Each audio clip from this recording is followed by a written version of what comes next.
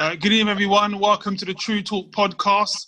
This is episode 16, and tonight we were talking about fashion, how mental health issues in a parent can impact their children, and comfortability levels in relationship and friendship.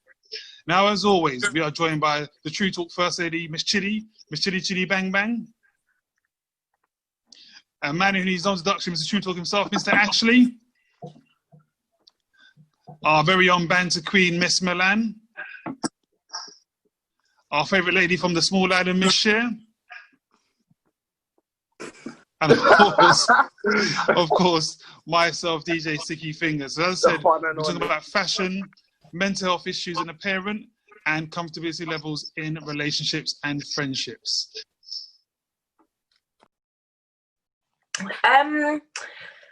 I definitely agree with Cher. Like, fashion is definitely getting better, you know, but there's still that line. Like, so I think it's Boohoo or Pretty Little Thing, or like all of them could do it, but I only follow a handful of them on Instagram. And it's like they now have like a slim girl and a plus size model wearing the same like outfits to show that you can wear the same thing. But the issue I have is the plus size model, I don't want to sound rude, but she's not, she's plus size because she's bigger than the girl who's like slim. But when you see an average plus size person on the street, you know, they're plus everywhere. Do you know what I mean? They've got a belly. These like plus size models seem to have a flat belly. They're just curvy. And to me, that's not plus size. Like it could be. I don't know. I'm not like in the fashion world. Do you know what I mean? So curvy could mean plus size, but to me, it's not. And you're still defeating the object because you're trying to find. I don't know what word to use. Like a body that's appropriate for people to not be like, oh, well, her belly's tucked in her leggings and it's covered. Do you know what I mean? But that is what a plus size person is. Do you know what I mean? So I don't know. I think they're defeating the object, but they're slowly getting there. But then it's like with kids stuff, like Chidi was saying, she's got to buy in the women's range for her, like her daughter. But even if you look at kids stuff that's for like a 5-year-old, 6-year-old, especially like in the girls, in the boys, it's just shorts, t-shirt, jeans, like a tracksuit.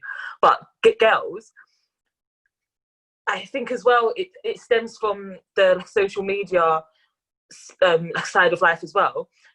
There's always like a mini me. So there'll be the mum's outfit, which will be a crop top and like a pair of cycling shorts.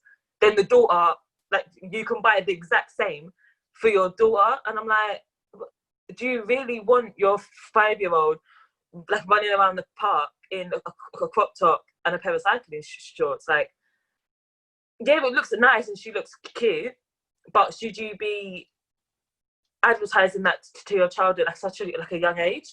Do you know what I mean? But then I suppose everyone's wearing it, so you just kind of blend in. Do you know what I mean? So I don't know. Fashion's a weird one. Ash, what's your take on this one? I don't know, man. That sounds scary, man. Because it kind of seems like whatever fashion says, it's okay. And we're deeming it's like it's okay, innit? Especially if we're talking about for children. For me, I know that there has to be a limit to what you follow, you don't follow, just because it's fashion. Do you get what I'm saying?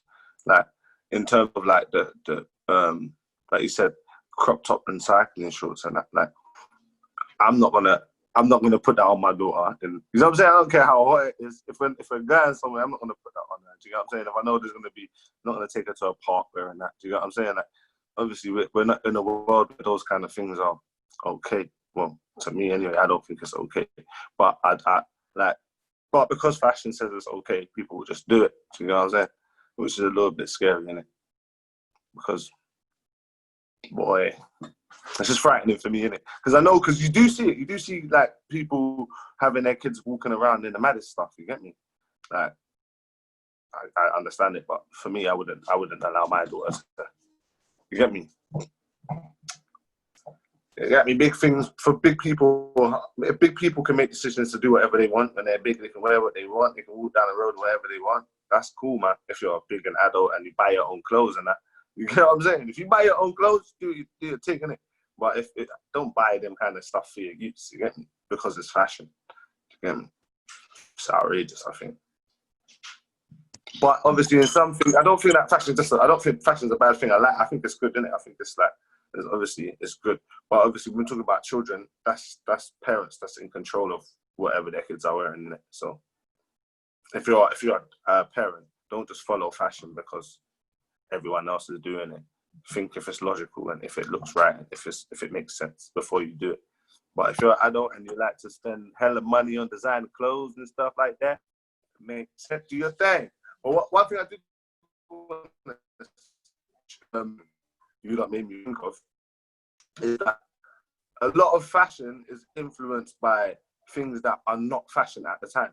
So like now, like you see like these shorts, for instance, yeah, you see like these shorts are all bandanas and shit. You know, like the bandana thing is like a gang thing. You get me? Like, and it was like gangsters that was wearing these kind of clothes before. And now it's like become fashion because obviously hip hop culture is cool and all of that kind of stuff. So it's like things that are people's lifestyle become fashion. Do you know what I'm saying? And I think what people need to do, which a lot more people are doing now, is be the creators of it. You get what I'm saying? Because if our culture is going to drive the fashion industry, then it makes sense if we're at least on top of it, if we're doing it first. You get what I'm saying? Like, and I've seen it a lot more now. Like, Bear Man are creating hats. You know, like the best thing I've seen, like the best fashion brand, not the best fashion brand, but one that I like the most right now because of how they've done it is Trapstar. I love how Trapstar done their thing. Like they came from nowhere. Do you know what I'm saying? I don't even know if they're black, to be honest, or if they're part of the culture or whatever, but they seem to be. Do you get me? That like that's how I've identified it. Do you know what I'm saying? And it's like they just jumped on it first. Do you know what I'm saying? They know what's cool because it's what they've always done. Do you know what I'm saying? And they've made it like the front line of that kind of thing. Do you get me? Like that's trapwear. Do you know what I'm saying? Like if trap's gonna be a thing, let's do the trapwear quickly. Do you know what I'm saying? Like now, like if drill's gonna be a thing, man, they better get the drill wear out quickly. Like if that's popping, don't make them come and make that fashion before we do it. While we got it. Do you know what I'm saying? Like, yeah. That's the main thing what I think about when it comes to fashion because we drive it, so we gotta make sure that we're doing it. You get me? And it's possible, you know, because I know some people might not think that it's possible, but it is. You get me? Like I've got bare people that I know that are really doing this clothing line thing, and they're making some sick stuff. You get me? There's a lot in there. There's a lot in there what Ash was saying, actually. I also want to touch on something that I heard Chidi and Cher say in regards to not enough choice. And I thought, I was just a bit curious because, and the reason why I asked the question is because when I go down the high street, ain't no one going to any high streets at the moment, right? When you go down the high street, for every one male shop, there's probably about 7 or 8 women shops. Like if you go into a shopping centre, you might find, I don't know, Next, I don't know, River Island, which again, unisex shops, and then where else? You might find another Burton, say. But other than that, there's no more men's shops, but there's like tons and tons of women's shops. Do you know what I mean? So I'm a bit surprised why you guys feel there's not enough choice when there's so many more options for you in comparison to men.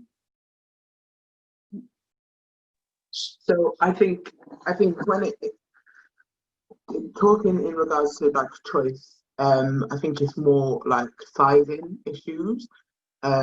Because like with me, I'm one size on my hips, and then my waist is smaller, so it's hard. Like I cannot find a pair of jeans that fit me.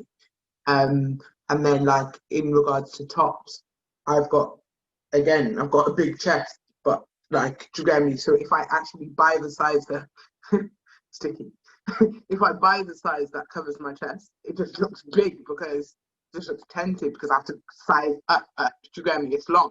But like touching on what you said as well about in regards to choice, I do think and this is fact, it's a lot easier for women to buy clothing, and women can buy clothing at very very cheap prices. I did this haul thing the other day with Ashley, and I was showing him, because I was talking about fashion as a topic, and I was showing him like different dresses I have, and I was making him guess the prices, and he was guessing mad prices. It's like some of them is like one dress he guessed like £45, and I paid like £4 for it. You get me? But the dress was banging. So I think with fashion, there is a lot of financial strain, especially on men, to buy clothing to keep up, and it's pressure in it, because you'll see a man like dripping from head to toe, but all these times he ain't got a car in it, which is not bad, but it's mad that all that money you're spending on your clothes, you could have gone on that driving lessons and bought a car. Do you know what I'm saying? So it is a little bit mad, how easy it is for women to find clothing and keep up with fashion, whereas for men it is very expensive. So are you saying there's not enough options in terms of different body shapes and sizes? So it's almost like it's made for like one size fits all, but not everyone's like 5'5" and size 8. Yeah, yeah, because it's like, like for me, I'm 5'3.5", but I'm wide in certain places. You get me? It's a madness to buy clothes. It's just a madness. So, and I have to always go for a certain style or type that will suit my body shape. And it's long. Like, it's really long. It's a terrible task. I don't like going clothes shopping. I hate clothes shopping. More time I'll just buy online anyway. Guaranteed I'll have to buy like 3 different sizes and send back. It's always the way. It's just long. It's long. We said lots of ASOS deliveries, yeah? Loads. And Boohoo. Boohoo's the one though. I don't care. Boohoo is the one, because I always find their clothes do fit really well, and they do cater for women of all sizes. Pretty Little Thing, they're just liars, like straight up and down liars. It's mad. The sizes like I have to buy on Pretty Little Thing are just crazy. They do not reflect, like they're not true sizes at all. So Cher, back to you in terms of, I know you're in fashion and stuff. How's it, when Chidi was talking about clothes for kids, how does that come into play in the industry that you're in? So what, in terms of the sizes and stuff? Is that what you mean? Yeah. So I think with me, it's like I'm kind of small on the top and then big on the bottom. So it's like it's quite hard to find. It's quite hard to find things which actually fit, because I'm such a weird shape. So it's quite difficult. But yeah, I don't think it's difficult for us as women, but what Chidi was saying, the same, like it's just about the size, the shape. It's kind of more difficult than if you're like really skinny or something. Do you know what I mean? So yeah, it's a bit different. So then maybe what Ash was saying in terms of creating our own, why don't we start creating our own to fit different body shapes and sizes and what have you? What are we waiting for? True. What's missing? Very true. Yeah, very true. Milan, do you have the same issues when you're buying clothes as well? Yeah, I was going to say, so on buying clothes for like me personally, I'm tall. I'm like 10.5 or something. But my body's small, but my legs are extremely long. So buying jeans, I can't go to a regular shop. I've got to go to shops that sell a longer leg. And then it's like River Island did a tall section in store, but there was not a lot of tall people around. So then they took that section away, and then now it's only online.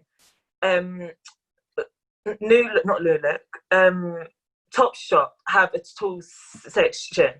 They've took it out of Topshop now, and it's now online. So I can't buy, like, and then it's like they think because you're tall that somehow you're tall and you're wide as well. So like I've got thick thighs, but they're not like thick. So when I buy jeans, I buy my size, but then they're just baggy, and I'm like, I don't want baggy jeans, and it will say it's a skinny fit, but it's not a skinny fit. It's just baggy. And I'm like, this is not the look I was going for, but okay, I have to deal with it.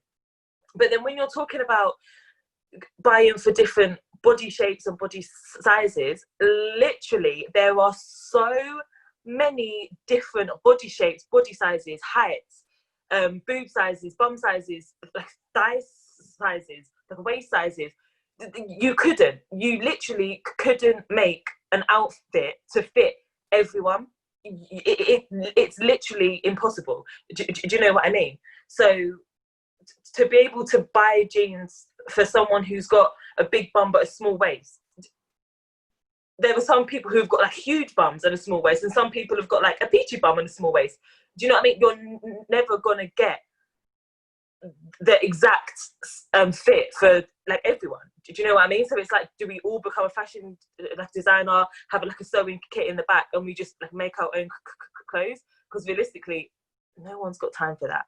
Do you know what I mean? But then talking about like fashion between like ages as well, do you know what really scares me?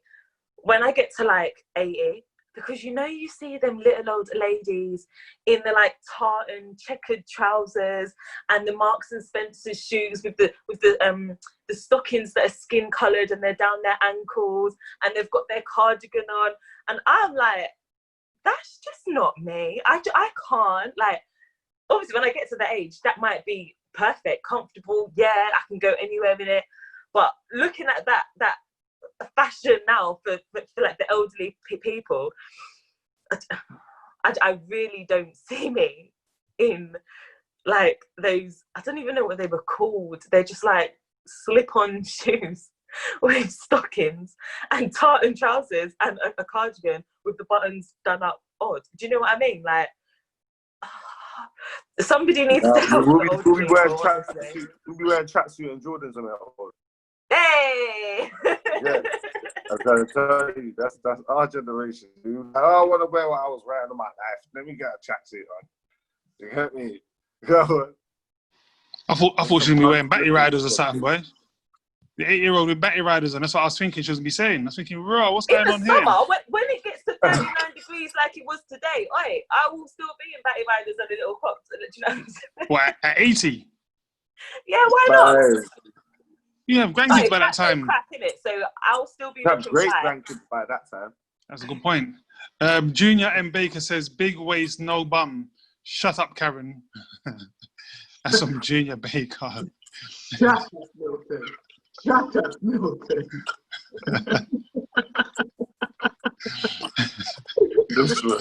I don't know where that came from, fam. That's my version, isn't it? That's what I'm saying, bro. That hurt. No, it's not for me. Definitely not. Well, you never know. To be fair, right? Like Chili's 5'3", Milan's 5'10". Milan's taller than me. I'm only 5. That's what I'm saying. I'm like just a tiny bit taller than Chili. I'm like 5'4.5". You know what I mean? Seriously? Yeah.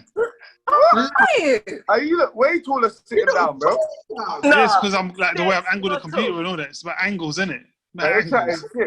Six, you're not that short. You're like. Okay, I'm a little bit taller. I'm like 5'5". But I say that though, innit? You must be like 5'8". He's trying to surprise you. Oh, I expected you to be smaller. So I'm saying, come like Lurch, innit? Like Lurch from Adam's Family. No. I'm just like him, Lurch. You rang. Yeah, no? I think you were really tall. Why?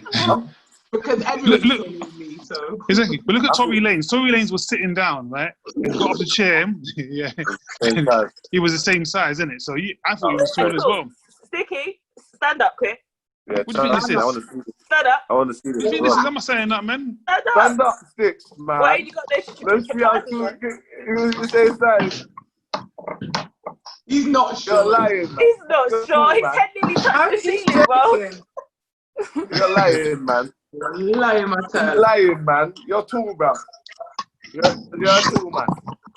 See, I'm gonna mess up the thing now. Actually, I wish. You have the camera attached to your hip or something? I picked it up, innit? I gotta mess up the things now. Yeah, it's mad. My 11-year-old's taller than me, so what? You get me? I'm sure. Facts. So I'm with you. But Milan's just tall. Milan's just like I would again. That's love a bit. it. Height. I would love it. What is that next week's topic? Yeah, tall women, short men. Yeah. That works, you know? We're gonna have to talk about that. Please, can we just keep that to next week? Because I've got too much to say on that topic. Thank you. I could never, and this is a madness, and I know it sounds shallow, but I am shallow slightly in certain ways. I'll never say never, but I just don't know about being with someone, who's shorter than me, because I'm short, innit? What about the same height? If I can't look at you, then I ain't gonna have no respect for you. No, I'm joking. The worst is she means it. That's the word. She means it. She just didn't mean to say it. You know that? She meant it. She didn't need to say it. So what you saying? Chad, he's saying to me, right? I know you like who do you like again? You like Donald Glover, innit? What's his name? Donald. Yeah. Whatever the man's name is. Yeah. I like Kano more though, because Kano's my husband. All right. So if you met Kano now, man of your dreams, and he turns out to be 4'9", what are you saying? He's not. I've met him. He's not. So it's good. He's good. He's tall. I looked up to him still, so it's fine. 6'. Could you be with a girl that's taller than you? Yeah. Most of them are. Like what? 6 foot. 6 foot. You can go out with a 6 foot thing. Boy, I don't know if that's a bit tall for me though. Still. I could, but I be like tiptoeing all the time, innit?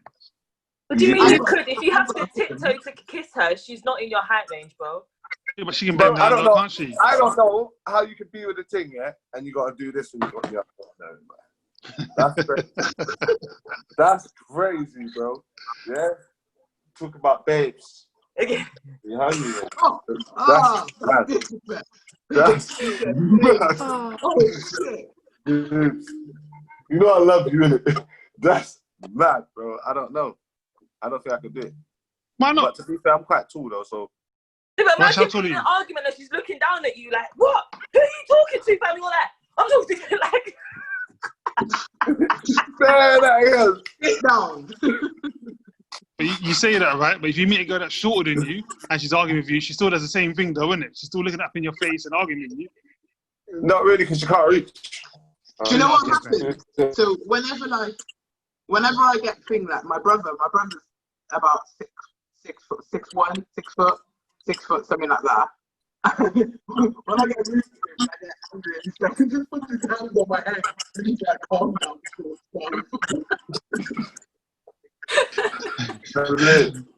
Junior and Baker says, start working on them lats. I'm not sure who he's talking to, though. Listen, because somebody kicked him off the line. Listen. I don't even know what lats are. Junior Baker, yeah? They're not lats are. Listen, stop sending for people on the live, Junior Baker. This is for you. Oh, he's funny. It's all left, though. It's all left, innit? Anyway, we'll see. We'll leave that one until next week. I think our second topic is how mental health issues in a parent can impact their children. Oh, it's a very tough one, isn't it? Milan needs to start this one about. Yeah, this one's a mad thing still. I might have to get a drink for this one, boy. Well, I'm gonna start off light first. And then so it's not necessarily like a mental health thing, but I feel like your attitude definitely rubs off on your children. I.e., since lockdown, I've now started working like full time. Still have the same job. I'm on a part-time contract, but for some reason we just have loads more hours. So I see my son literally like once a week now because I'm always at work, and I've started to see how his behaviour is changing because I'm not around, which I fully understand. But he goes back to school in September, and my hours will then go back to how they was before. So how I see it for the past 6 months or whatever, I'm just stacking. Do you know what I mean? That's what I need to do as a mum, and that's a decision that I've made. I'll deal with his behaviour and his attitude later because do you know what I mean? So I definitely feel that things that you do as an adult and as a parent around children, they definitely gravitate off of that. And if you're angry, they can sense that you're angry, and if you're talking to them with an attitude and stuff like that. But how this topic came about, I was on Instagram, and I don't even remember the account's name, but there was a girl, I don't know, a girl, there's a person who has is it a 2-year-old daughter, and some of the stuff, it's not even some of the stuff, all of the stuff that this person is posting on their Instagram, it's like it's child abuse. It is child abuse. And you know, I don't know the lady, I don't know whether she has mental health issues. I'm assuming that she does, and in the nicest way possible, I would like her to have like mental health issues, because then she can get help with that, and then help being a parent, and not be doing these sick and disgusting and twisted things to her daughter. So this will be a sensitive topic to talk about. I mean, I don't know if anyone else has seen it, but she was posting that basically she gets guys to come and like fuck her 2-year-old. She was out and went and bought a vibrator and like a dildo for her 2-year-old daughter. She's got videos of her being like, yeah, can't like wait to get her pussy. I can't even, yeah. I'm not going to go deep into it. It's just on Instagram. And this is the thing. This is what I don't understand as well. Why the hell was I able to view that on Instagram? And so I didn't even see the lady's official page. I'm seeing fan pages, fan groups. Now, I don't know whether someone else has made all of these groups and are taking posts from her original page, or if the actual girl is just making random fan pages and posting all of this stuff. But why is it on Instagram? Why isn't there, like, you know, if you say something, or even like during like lockdown, like Swarms and that had the twerking thing, and it was like literally if a girl showed too much bum, his Instagram was cut off for like a couple of days. That's a grown woman deciding that she wants to shake her bum on the internet and have people watching it. This lady is talking about the most disgusting things about her daughter, and Instagram are allowing it to be up there. Bearing in mind, the pages are open, so can Instagram not shut it down? If there's so much evidence out there, why is no one helping her? Why are child services not involved? Why is nobody saying anything? People are writing underneath the post, you know, this is disgusting, it shouldn't be out there, but is anybody actually trying to find her and trying to help her? Like, do you know what I mean? And it's just like, when her little girl grows up, I hope to God that she's not scarred by, because again, it's all, I don't know if it's true or not. Do you know what I mean? So hopefully it's not, and the woman's just sick and twisted. But if it is true, I hope her daughter's not scarred and is not, you know, her daughter could turn out to be like a prostitute at like 8 or so. Do you know what I mean? Like, and all of these things are happening and she's just not realising it. And it's just so disgusting. I don't understand it. Like, I have a son who's like 5. I would never dream, like ever, not even as a last foot, like to be talking about him in such a derogative way. Do you know what I mean? Like, that is my child. I am there to be his protector and will protect him against anything and against anyone. How am I going to then put him in harm? Especially in like a sexual way. I think that is just disgusting. So disgusting. Ash, there's a lot in there, Ash. I mean, there's a lot. And again, if you're watching this and, you know, you're easily offended, we apologise, but it's actually a real thing. So this is what Milan's talking about, something that's been viewed on social media. Ash, what you got to say on this one? What's your take on this? You're muted, by the way, as well. Boy, I don't know about all of that, man. That's kind of rough still. I just think, I hope it's not true and I hope it's not real, innit? You know what I'm saying? I hope it's not real, but I can't really talk too much on that. I just think it's fucked up, fam. If I talk about that shit, I'll talk about things that are other crimes. So I will not talk about that. You get me? That's crazy. That's fair enough. Yeah, I mean, Share. I know you're a person who's always got good vibes. And what's your how you take into this information, and how did you feel when you first saw this? What, me? Yeah. Oh no, I never seen that. I never seen that thing. But how do you feel now that you've heard about it, and what's your take on it? It's just sick, really, isn't it? Sick. But it's kind of like, it's a messed up world we live in, and I feel like a lot of people do suffer with mental health. A lot of people have more severe mental health, and some is mild. I think it's about 1 in 3 people will suffer with mental health in their life. So, that's why I think it's important for people to educate themselves on it, and, people to learn about it in schools, at work, that kind of thing, because, if it's learnt about, it can be tackled more, but, a lot of people don't understand it. And I do think that as a parent, having a mental health issue, it can affect your child emotionally, mentally. And, I think that's why it's important to just teach people what it's about, and, ways to tackle mental health, ways to handle it, that kind of thing. So, yeah. Chids, I know when you heard about this as well, what was your views when you, or what's your views now hearing about this?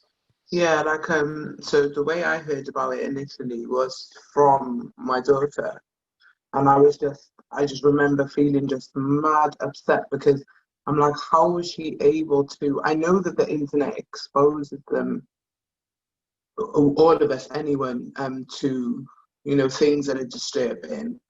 And I remember when she made me aware of this woman, and she was like, "Mum, look at her post. They just and people are reposting it, and people are commenting, and this woman's got over 10,000 followers. Like, what's going on? Like, why are people support? Like, for you to follow her, you're supporting her. How can you actually click the follow button and watch her and see what she's doing, and then go to sleep easily after seeing the things that she's been posting? They're severe. It's really bad. But I just believe in my mind that she is, it's either, whether it's an attention thing or whatever, it's definitely a cry for help. Mental health is very real.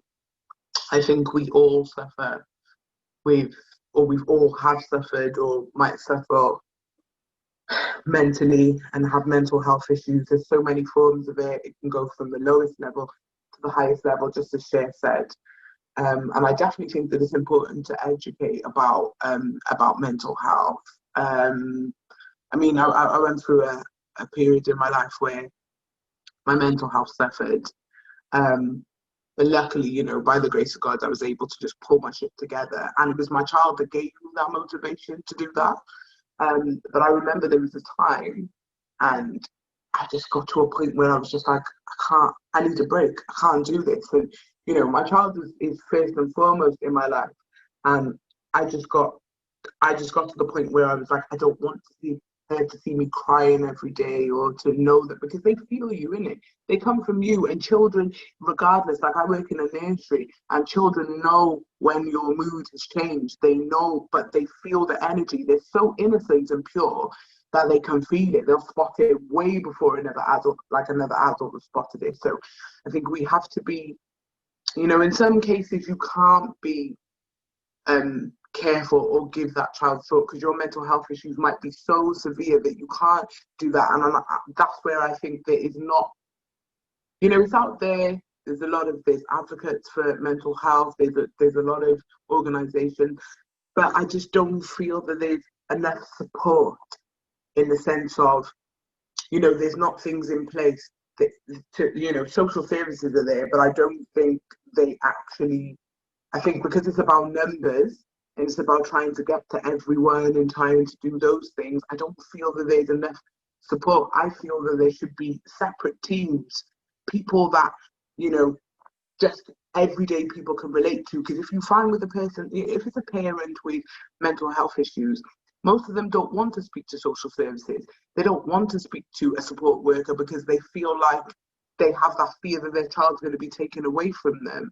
I mean, they leave children with drug addicts and all sorts. But I think if you're not a drug addict and you don't suffer with those things, and that's not a problem in your life, like addiction and stuff, I think when you're suffering from mental health issues, a lot of people are afraid to speak up about it, especially parents, because of the fear of their child being taken away from them, when the goal is to keep the child with the parents. The child is always, you know, better off with the parents, in my eyes. But I just think that it's fear with a lot of people, and this is why a lot of people don't own up to having mental health issues. But it can and probably will later on become detrimental to the child, because that's all the child's ever going to know. That's all they're ever going to remember. And then I think it has a knock-on effect, and then that cycle is not broken and it carries on, and then mental health runs through the family. Do you know what I mean? So for me, I just personally think that the support, a better support and stronger support system needs to be put in place for those kind of things. Definitely, yeah, I agree. You know what I've noticed, yeah, because obviously I grew up here, like I knew a lot of kids that had like maybe they were carers or whatever, yeah.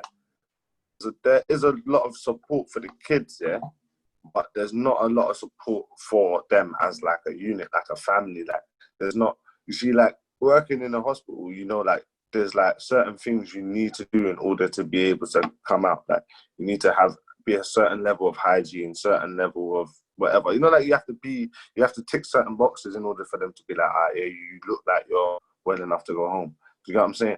I feel like in that scenario where it's family, I feel like the same kind of thing there should be a same kind of system where people go in and help them to rebuild that family unit, and to rebuild how to parent and how to be a child to a parent that's had mental health. Do you know what I'm saying? Because it's hard, because for children that look after the parent, they literally become the parent. Do you know what I'm saying? And it's hard to not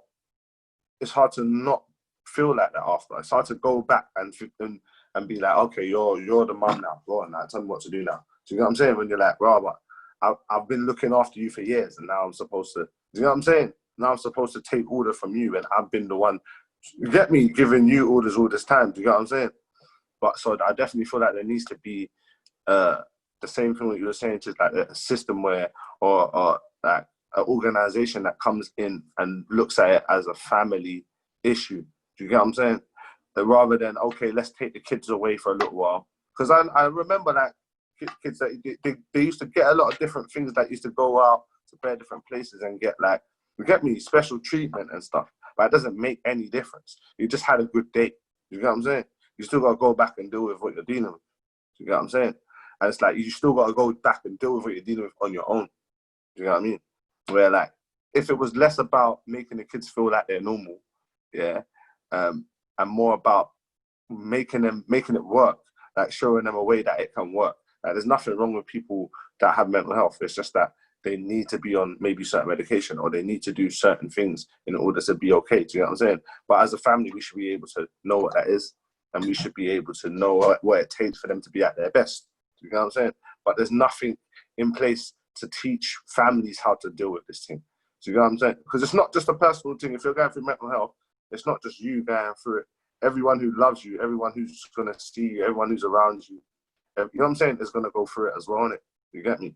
And I feel like that's something that people, that hopefully, I would be able to be part of something that can help with that. Do you know what I'm saying? Because that's been something I've really wanted to do since I've worked in that kind of environment. I know that when people leave that environment, they go back to how they were, because there's nothing to help them once they're back out there. Do you know what I'm saying? And it's the same thing with the families that lose their kids. Like, you might get your kids back, but then there's nothing to help you like maintain that family unit. Do you get what I'm saying? Because there's no way if your kids get taken away from you, they're gonna come back and still be the same with you. You know what I mean? They're gonna feel some type of resentment. But there's nothing. They're quick to come and destroy your family, but there's nothing to help you build your family. You know what I mean? Which is like, I feel like it's unfair because they will take your kids and not like in a second, for real. It's not like they might take your kids. They will, any excuse to take your kids. If you tick 2-3 boxes, they're taking your youth. Do you know what I'm saying? Like, but there's no one there to make sure that they don't. This is what we're going to do to make sure they don't take your youth. Do you know what I'm saying? Like, there's not that. And I just feel like that the balance is not fair. Do you get me? The balance is not there. Definitely a lot in there. Before I forget, DJ Impress says true words, bro. But touching back on Milan's original topic in regards to the lady posting things about her kids, right? So first of all, we don't know if that's actually her account, and it could be a catfish account. So first of all, so you can't really say anything about her specifically because who's saying that someone's just not using her pictures and photographs? Secondly, Chidi made a good point. Why has that account got 10,000 followers? So whether it's her account or not, if that's the things that you're posting in that context, why is there 10,000 of you watching that and following along? But also, I think Milan might have said, why is that account so active? And it goes into my third point in terms of, I think it depends on what group of society you're talking about or upsetting. So the reason why I say that is because if you think this woman, from memory, it's a black woman with a black child, right? And she's talking about harming or doing certain things. I say she because again we don't know if it's her or not, but the person who's created the account is talking about doing things to a black woman and a black child. Yeah, so why would it be taken down? If they were talking about other groups of society, going back to our recent conversations the last couple of weeks, that would have been taken down a long time ago, right? So I think that answers the question as to why it's not been taken down, because had they said it's a Jewish woman and a Jewish baby, I don't know why, but something tells me that account would have been shut down and permanently deleted a long time ago. We wouldn't have had the chance to reach 10,000 followers. So I think that's part of the reason why. I think that's, again, my answer to you, Milan, as to why that account's still there. I mean, read one of the messages. DJ Press says, family does go through it, especially if they want to help. Okay, I think going back to what Ashley was saying about family and helping. You know what I mean? Milan, what's your views? What are you thinking? What are you saying? So in regards to the person's account, it's like what Chidi said. There are 10,000 people out there that her stories or whatever are popping up on their feeds on a daily basis. And there's 10,000 people that think that's okay. Like, I couldn't even, like I said, I couldn't find the original account. I was looking at a fan page. Why would you be a fan page? Anyway, I was looking at a fan page. I think I watched the first 3 videos and then I couldn't watch anymore because it made me feel sick. It made me feel angry. It made me, like, literally all of my emotions was just in a mess. And I literally had to take like half an hour out and just sit there and just with no music, no TV on in the background, just to like level myself again. Do you know what I mean? It made me so angry, and that's just by watching 3 videos. I didn't like follow any of the accounts or nothing, but there were 10,000 people out there that are watching those on a daily basis, liking the videos and the pictures. Why are you liking it? If I like a picture, say if Chidi puts a picture up or Ashley puts a picture up, I'm liking the picture because I like what you've put up. Do you know what I mean? If you're liking this woman's disgusting, disturbing videos, what? So there's another 10,000 people out there that are doing the exact same thing, but we just don't know. Do you know what I mean? It really puzzles me, and it doesn't sit right with me. It really doesn't. And then going on what Ashley was saying, I definitely feel like people in general need to be educated on mental health. And I don't mean that, you know, they need to like go to seminars and write essays and have to say back what they learned, but there are so many families out there that say for instance, if I was having trouble with my son, or I felt a type of way, or I felt like, you know, I needed a break because I couldn't do it, and I don't mean like me personally, I just mean like in general, there were so many people that can't go to their mum or auntie or nan or whoever, they can't go to an older in their life and say, I am having these problems and I am having these issues and I need your help. Because you either get told that you're like stupid, or you're imagining it, or especially when you're obviously I'm not a guy, I can just speak from a woman's perspective, but so many people are like, but you're a mum and you're supposed to be able to deal with it. Do you know what I mean? And it's like there's no book, there isn't a manual to life in general anyway. There's not a manual into being a mum, because before I had my son, I didn't have another kid. I didn't learn from anything.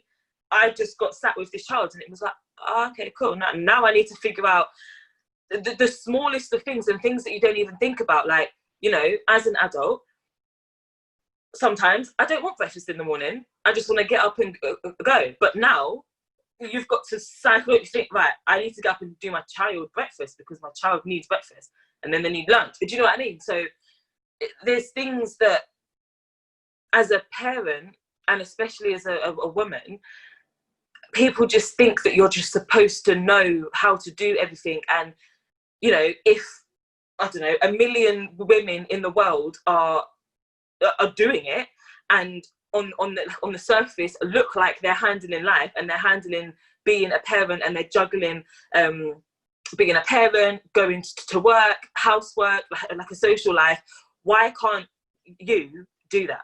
Do you know what I mean? And everyone just looks down on you like, oh, she's off again. Do you know what I mean? And it's like, and that's how people turn to like drink, drugs, you know, or they just want to like leave their kids here, there, and everywhere, and go and like skin out. And it's not necessarily because they're a bad parent. It's a cry for help. But people just look and they're just like, oh, she's at it again. Do you know what I mean? So it definitely needs to start at home.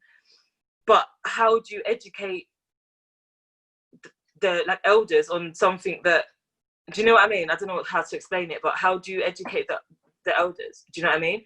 Is it just now we as a generation need to take that into account, and like we start learning, and then we show it down to like our kids and then their kids and stuff like that?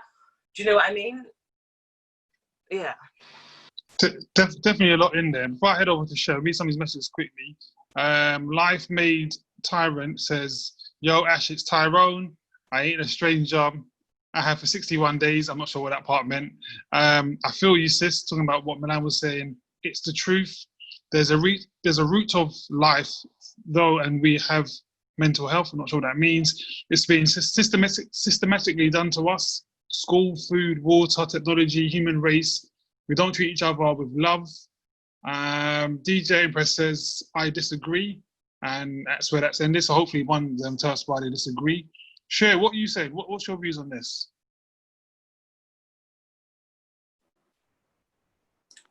Yeah, I think there's such a long way to go. And with the time we're in as well with social media, it's like people either use it for a good way or a bad way, and a lot of the time there's a lot of corruption going on in the world, so that is presented, and the things that need to be spoken about are not really presented. So I just think it's important to push the things that need to be spoken about, you know, so people can learn about mental health. A lot of people still don't even know what mental health is, you know. Because I've got my mental health platform,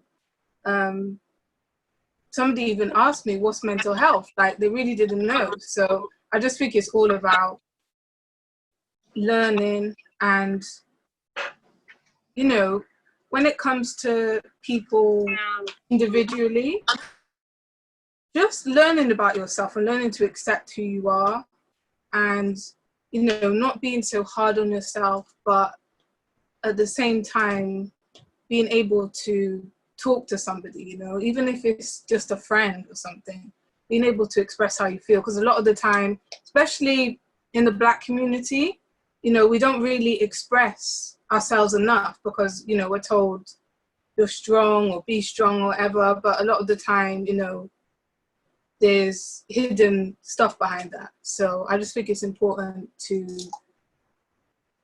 really educate ourselves overall. Nice, okay, a lot going on there. Should we read somebody's messages? Life Made Tyrant says, my last name is Stride. It means, I don't know what that means. DJ Empress says, I don't think it's systematically. Life Made Tyrant says, taking large steps to closing the gap to equality in all life forms. Junior Baker says, yes, it's all perception. We all want the result and not the journey process in life. Speak how you feel, DJ. Because I talk of feelings, not what I'm thinking. When I think they said DJ, I don't think it's talking about me, okay? Just putting it out there. I think it's talking about DJ Empress. Chids, talk to me. What are you saying? Breathe it all in, love it all out.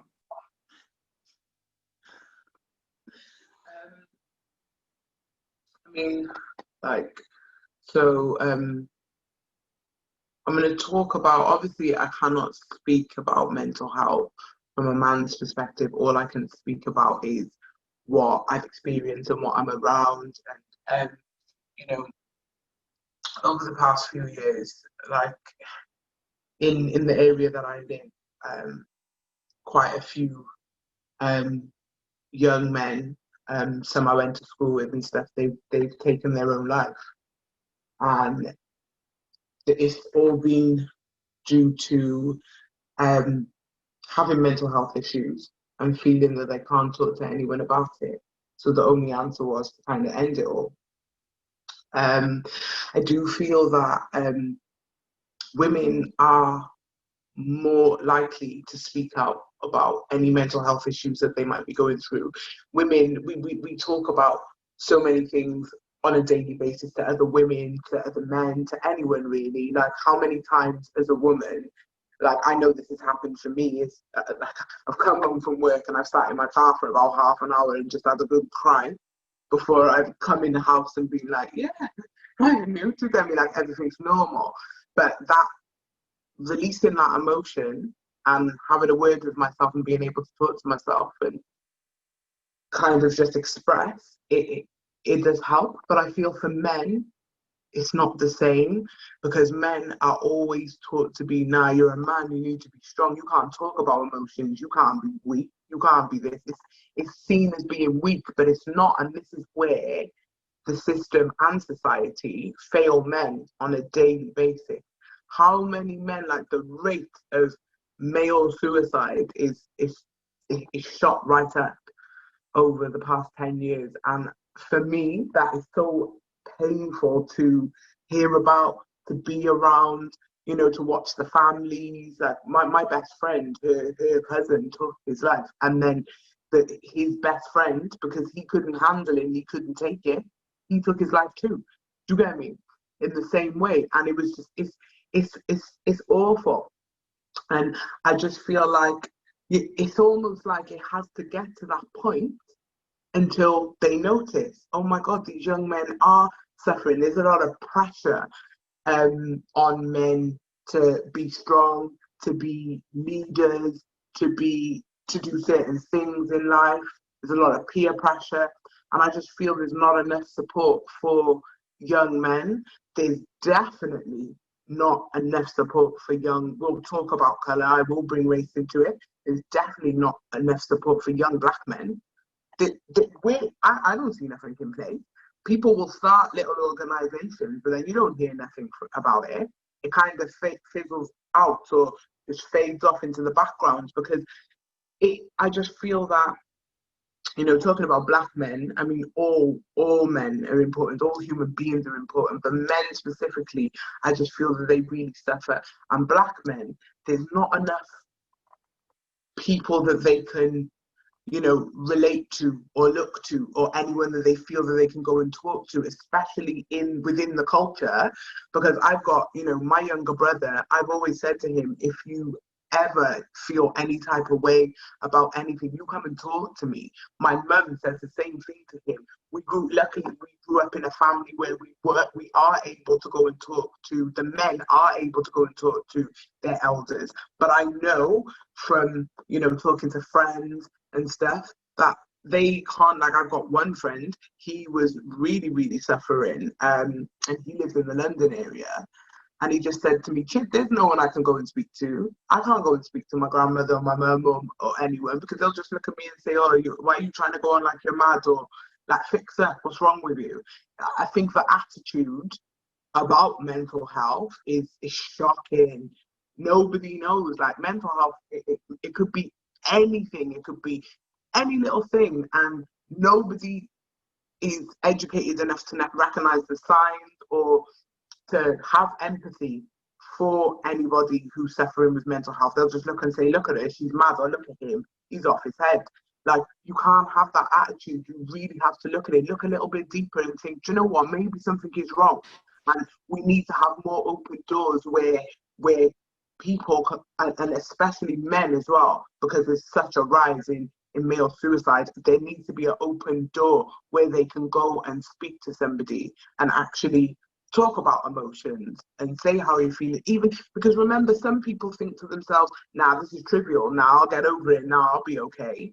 But no, because that could develop and it can grow and grow and grow, and before you know it, that's another life gone, because they have nobody to speak to. I just don't think there's enough support out there, and like especially for men. So, True, there's a lot in there, right? I'm going to go to Ash in a second. I just want to ask you guys, there's quite a lot going in the on the live, right? I couldn't even keep up with the messages. I was trying to listen to Chids and share, and I was trying to read the messages. So we've got Tyrone, we've got Junior, we've got DJ Empress, we've got Mayday Carter, and I think a couple of others in there. I think it might be worth inviting them onto the live to join us all, so they can share their opinions. But before we do so, I want to ask Ash, going by what Milan, Shir, and Chidi have said, as a black man, do you think it's more difficult to speak about mental health if you feel like you were suffering personally? Do you think, as a young black man from the Afro-Caribbean background, do you think it's more difficult for you to speak on, or more of a stigma towards you if you had mental health, or to refer back to mental health? 100%, because we don't trust each other. We don't trust our women. We don't trust our brothers. We don't trust our friends. We don't trust no one. So who would you go to? We're born alone, die alone. That's our mentality, because that's the only way we can survive out this thing. And everyone, like most black men, are just like, we've been programmed to think, what's the best way for me to survive, innit? What's the best way for me to be okay? You get me? So whenever if you're weak or if you're suffering, you're not going to share your suffering with people you don't trust. Do you know what I'm saying? So that's why they want, who you going to tell. Do you know what I'm saying? If you got like good relationships with people will know that something's wrong. Do you know what I'm saying? But other than that, we're not really going to go to people and be like, oh yeah, that. Do you know? Unless you trust them like that. Do you know what I mean? But when you get to a certain age, bro, if you've already gone through so much shit with people, you're like, I don't trust no one out of this bitch. Do you get me? You'll get the one. I can't say for everyone, but majority of the time you'll get to an age where there's not 20 people you trust anymore. You know what I'm saying? When you're younger, there's more people you would trust, like, but life teaches you that you can't trust everyone that's around you. You feel me? What else was it? Isn't there saying something like your best friend can be your worst enemy? Yeah. Something like that. Someone do me a favor. Can one of you put the link in the group, right? In the on the thingy-majig? Because there's a few in there, and DJ Press says he's not joining, but I think we might change our mind. So can someone throw the link in there? In fact, I'll do it myself actually. Throw a link in there, get some of them on the live to share their views as well on this.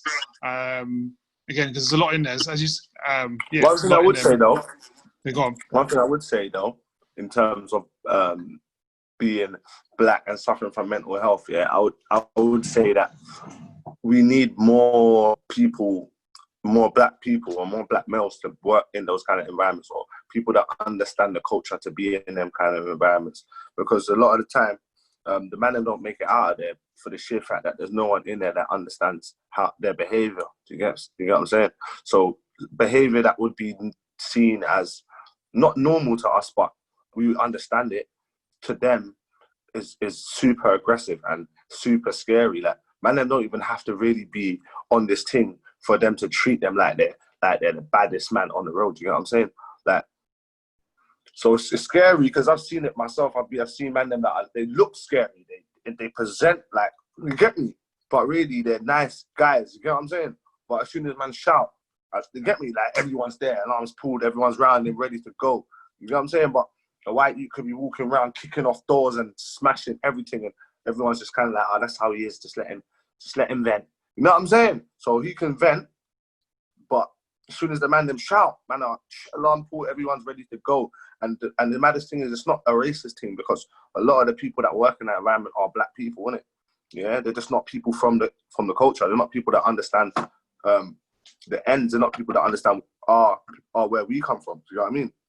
So it's black people, but it's like aunties and uncles and Africans and Caribbeans and people that are not from England. Innit? They don't understand British culture. They don't understand that Black Britain is a thing. They don't understand that Black British is a culture of its own. They don't really get it. You get me? To them, you that are black, but you're acting like you're some. You get me? They think it's an act.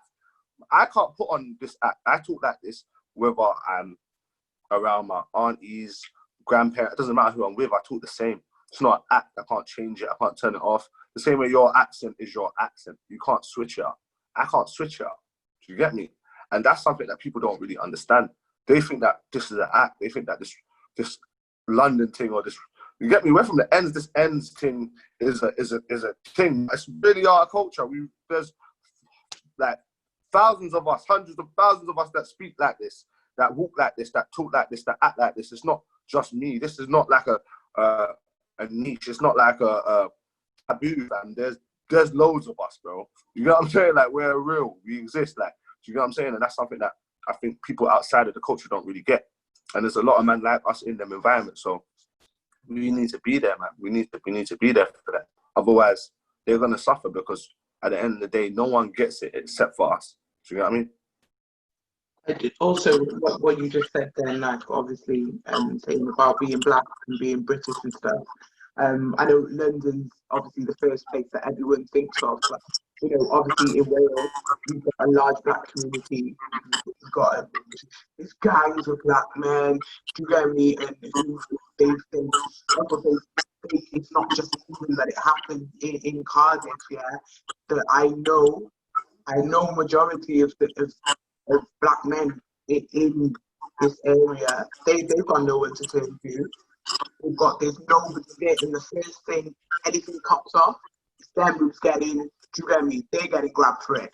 And I know. Well, you know what I noticed? The culture's the same. It doesn't even matter. That's what I'm saying. The culture's the same. Yeah, that's the point I was trying to make. Because I've worked with their man, like from Bristol, from there, like from Birmingham. But they're the same. We get it because we're from the same culture. Do you get what I'm saying? Yeah, it doesn't even matter. Like, do you know what? It's like, I'm like my one friend. She came down to visit me one time, and I took her down to my cousin's house and that, and she was like, "Raw, it's like being in the end." Do you get me? Like, it's actually it's exactly the same. You go to Manchester. Manchester is worse than London it's worse, bigger scale. Do you get me? You go Birmingham. Birmingham's mad. There's no support in place for these young black men, do you get me? And it's like a lot of them, I've even spoken to young black men who say that they will hide and be shadowed behind their white male friends in order to get some kind of help. I know one guy, he actually got his white friend to like make a phone call and say, look, I'm suffering, I need help, blah, blah, blah, blah, blah, whatever. And then when he actually went to the place, he turned up, he took his white friend with him, and he said, it's actually me who has the problem. And then when he was asked why he did that, he said, because I didn't feel as a black man that I could come to an organization and get the help that I need, because is there really anyone here that I can relate to, or who's going to relate to how I'm feeling? So I definitely think from a cultural aspect, it's very different for black males. It's hard for all men of any colour. Do you get me? I need to put that point out there. It's hard for just a man being a man, but it's just a little bit harder for, you know, Asian men and black men to get that support and that help. It's really tough.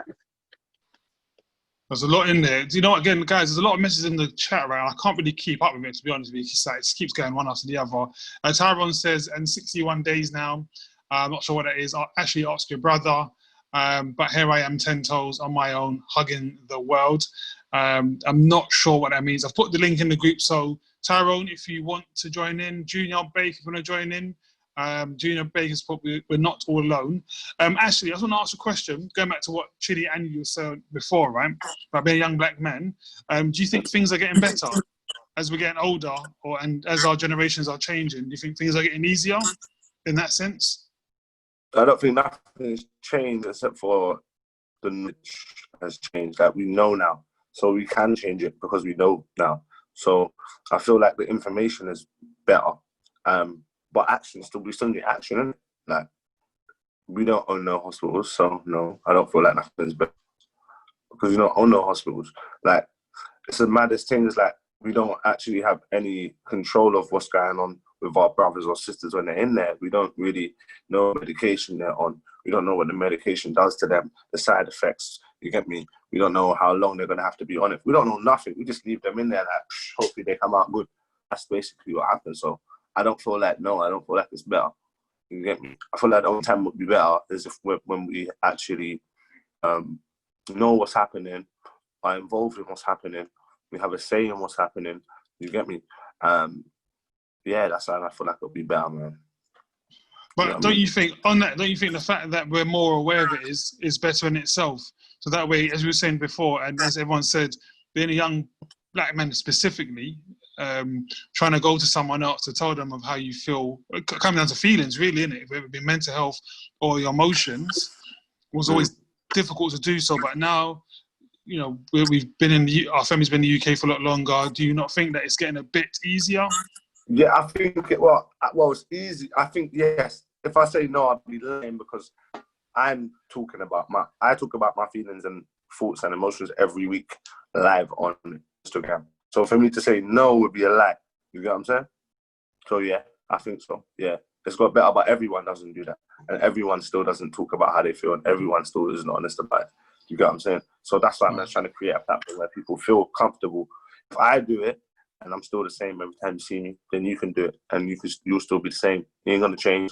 It's not gonna make you less. You get me? In fact, it'll probably make you more. That's the aim. So so I feel like that's the whole point, innit? I feel like it will get better because if I didn't think it would get better, I wouldn't be doing this. So I feel like it will definitely get to what we want it to be, and that's the aim. That's what we want, innit? Share what you saying. And you've been very quiet. Milan, we're going to come to you next as well. And you've both been very quiet. Yeah, I think in a way it's got better because, you know, a lot of people are more open. A lot of people are speaking out, that kind of thing. A lot of people are trying to help. But in a way, it's kind of got worse as well because, you know, there's still people that need help. There's still people that don't understand about mental health. There's still a lot of corruption going on everywhere. And, you know, I feel like social media is a big part of the world now, basically. So I feel like social media has a big part to play in it because of what kind of things are viewed, what kind of things are put in your face without, you can't like scroll without seeing something that might, you know, affect you mentally. So it's just important to take care of your mental health, you know, no matter who you are. And yeah, I do think it is a big issue for Black males to speak about their mental health. And, you know, I just feel like people should be comfortable enough to express themselves, you know, how they want.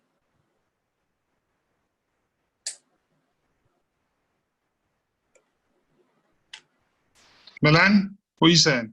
And he said, and they've been very quiet. Kids, cheer up. It's okay. I definitely feel like for young, obviously I'm not old, so I don't know about older, like the older generation, but for young people, especially if we're talking about, you know, like in the community and stuff, it's definitely because so people think like mental health, the first thing they think about is like you know, if like depression and stuff like that, and things that are in the media that you like know about and stuff like that, and it's not like literally everyone goes through like mental health issues, like and it doesn't mean that you're ill or you need tablets, or do you know what I mean? If for a couple of days you literally wake up in the morning and you're just, there is something going on like mentally, you have mental health issues. Do you know what I mean? So if you spoke to someone about it and was like, oh, do you know what, I've been waking up a couple of days and I just feel like I can't, just talk about it. Do you know what I mean? But people see that because no one wants to admit to having mental health issues. Nobody wants to admit to having any issues. Do you know what I mean? Everyone wants to go on like they are the best thing since fucking sliced bread. But you're not. Do you know what I mean? And everybody has issues. And I think where like social media is involved as well, and it's not even social media, it's social media trying to impress other people, especially now going back to like what we talked about like in fashion. Guys want to be the drippiest guy out there. They want to have the best swagger. They want to have a Rolex watch, and they want to be dripping in this designer, that, and da-da-da. But it's like you're going out there, putting on a front and a facade, and then you're going home, and your like wallpaper's hanging off your walls. You're sleeping on a dirty mattress on the floor. Do you know what I mean? Trying to keep up with a lifestyle is going to affect like your mental health, but no one will ever admit that. And that is having a mental health issue. Do you know what I mean? So having a mental health issue is not something that is diagnosed by a doctor. And it doesn't need to be diagnosed by a doctor. It will just be the smallest thing. Trying to, you know, get the best looking girl out there, or the girl that's trying to get like her body to look like this and have a flat belly and big bum. And do you know what I mean? All of these things are affecting like your mental health, but no one wants to admit it. Do you know what I mean? Because, you know, everybody's doing it. Everyone's posting it on Instagram. When you go to a party or you go to the corner shop, like there are guys that go corner shop in a pair of loops. Like, I'm going in slides, leggings, and a baggy t-shirt because I'm going shopping. I'm coming back home, but they can't step out of their house in nothing less than loops. Do you know what I mean? Because if they get caught in, I don't know, like even like Adidas trainer and or a Nike tracksuit, it's like, oh well, why was the other day he was wearing? Do you know what I mean?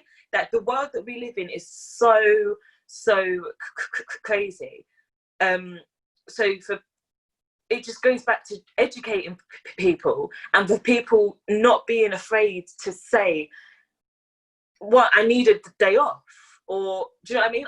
I wasn't in the live for 2 weeks, I think, or a week, because I just didn't want to talk. I just, not that I wasn't interested in the topics that there was, but I just needed a break. I just wanted to just sit in my house and do me. Do you know what I mean? So, and that doesn't mean I now have a clinical like mental health issue, and a report and a record, and I need to go to Bethlehem. It's a mental hospital in Croydon. That I don't need to go there, and I need to like sign in and talk to someone about my feelings, and I need to have sand and a rake. And if my lines are wiggly, then you know I'm obviously angry. No, I just needed to take time out, and I did that, and I would not be afraid to say that. Is it because I'm a woman? No, it's just because that's me. I do needed to take time out. I'm not going to be like ashamed to say that. So people just need to just stop being so hard on each other, because it takes for someone to, if they take their life, for everyone to be like, oh, well, I kind of thought that she was or he was. Do you know what I mean? Because as well, so I'm rambling here, but you know, like some people, I'm a type of person, I notice things. So I will notice you having, your mood is off. So I'll be like, oh, you're right. And you're just like, yeah. Now I want to know more because I know that you are not okay. Do you know what I mean? But you might not want to talk to me about the issue that's going on, but just that person knowing that I've took a couple of minutes out of my day to ask if they're right, to check up on them. Do you know what I mean? It could help. It might not. I might be making it worse. But I like to think that I'm helping. Do you know what I mean? So we should all look out for our friends and family and just check on people every once in a while. And if someone's acting different or their behaviour is erratic, you know, it could be a cry for help because they don't want to say, I am not okay. But don't then make them feel bad. Do you know what I mean? Just be there as a friend or like a family member or a lover or, you know, whatever title that you want to give yourself.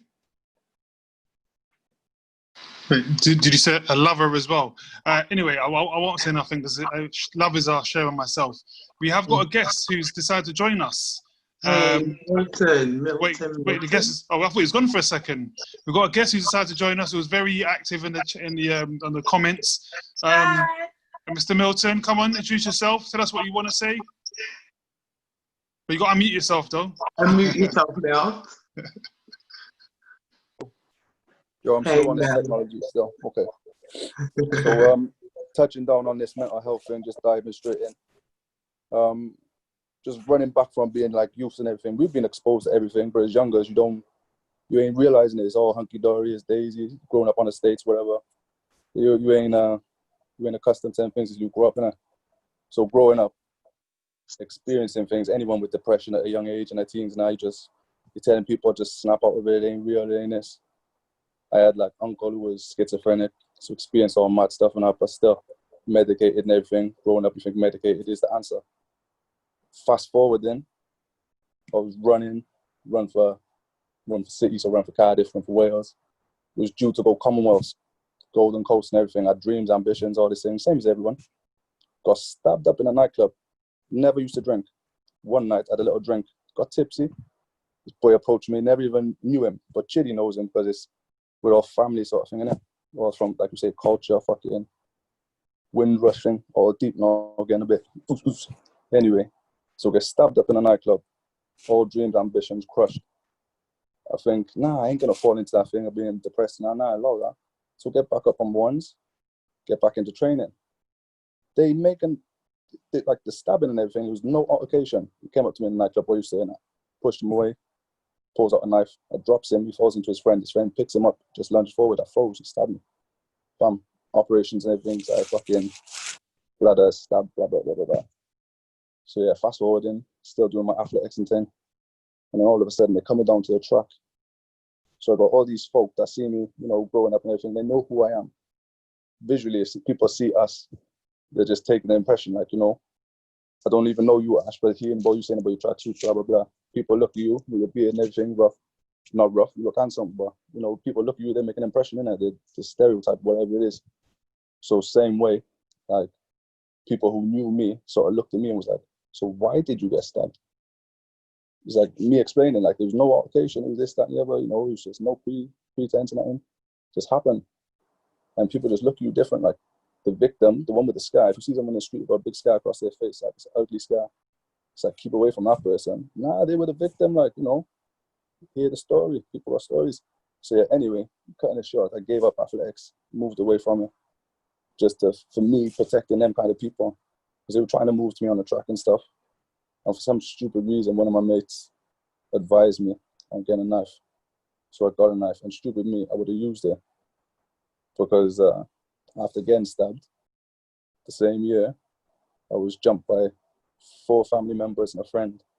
The one family member was a father. There was 2 brothers and 2 friends, and a mother drove them to the barbershop to fuck me up. So yeah, it's all deep. So coming through that, from 21, didn't experience no mental health up until I became a father 4 years ago. And now I'm screaming for help. for people who don't want to know. Somebody think, someone cut in. Switch. Oh, you want to mute this one? Yeah, you know what I've noticed when it comes to us, no matter what happens, we're the same. We don't get treated like the victim. We're the perpetrator. So no matter what happens, so even if like, if you get shot,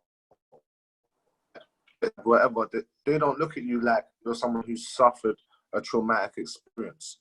You get me? They just look at man as someone who's been part of like a gang activity. Do you get me? They look at man as the perpetrator all the time. It don't matter what man go through.